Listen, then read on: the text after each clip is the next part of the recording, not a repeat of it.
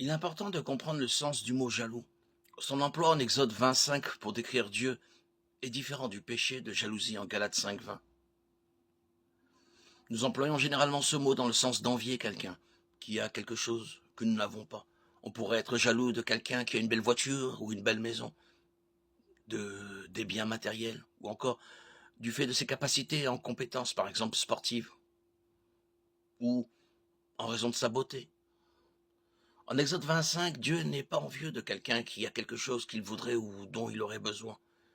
Exode 24:5 dit « Tu ne te feras pas de sculpture sacrée, ni de représentation de ce qui est en haut, dans le ciel, en bas sur la terre, et dans l'eau, plus bas que la terre.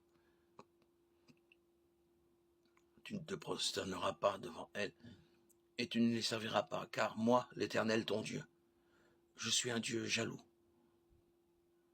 Dieu est donc jaloux quand quelque chose qui revient de droit est donné à quelqu'un d'autre.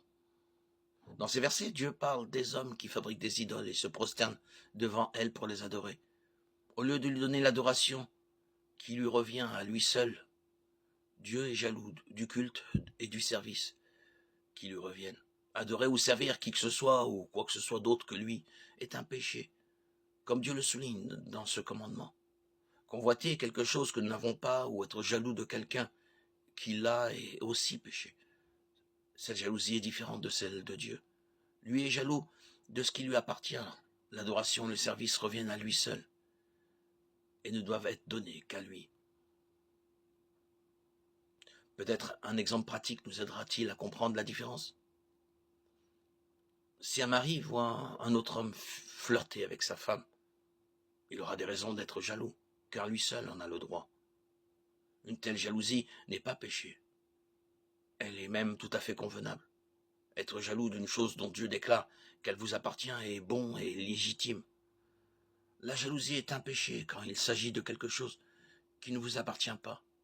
La louange, l'honneur et l'adoration reviennent à Dieu seul, car lui seul en est vraiment digne.